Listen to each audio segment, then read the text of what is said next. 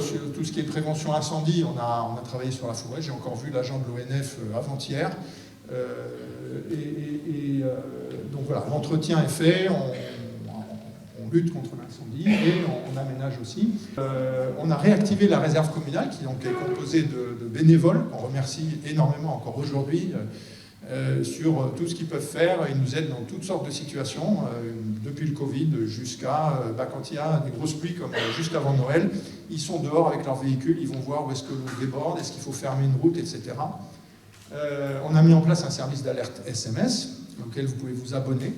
Sur la ressource en eau, on a fortement augmenté, alors ça c'est la Régie des eaux, la métropole, mais on a aussi, on est bien sûr intervenu dedans, on a cédé un terrain, par exemple, pour installer 2000 m3 supplémentaires de réserve d'eau, ce qui assure pour une commune comme la nôtre, qui pourrait même aller jusqu'à 7000 habitants, ou voire plus, sur plus de 24 heures, même en cas de coupure d'eau au niveau des usines de traitement.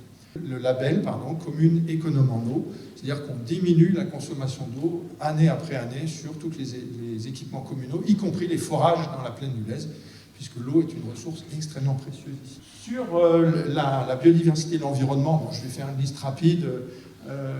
Donc il y a à la fois beaucoup de sensibilisation, que ce soit au niveau des écoles, des enfants, mais des adultes aussi, lors de différents événements comme la fête de la nature et des choses comme ça. On a commencé le mandat avec un atlas de la biodiversité communale à laquelle certains d'entre vous ont participé dans le cadre de sciences participatives, de relevé de la faune, de la flore, etc. On a mis en place un conseil local de la biodiversité qui est aussi une instance participative dans laquelle il y a des citoyens très engagés qui nous conseillent sur les aménagements qui pourraient avoir un impact potentiel sur la biodiversité ou qui actuellement sont en train de créer une réserve de biodiversité sur une parcelle communale au bord du Lez. C'est absolument extraordinaire.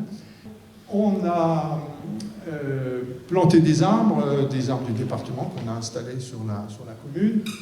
Sur la commune ont été observés des loutrons, c'est-à-dire qu'elles se reproduisent à Prades-le-Lez. Ça, c'est la nouvelle du jour.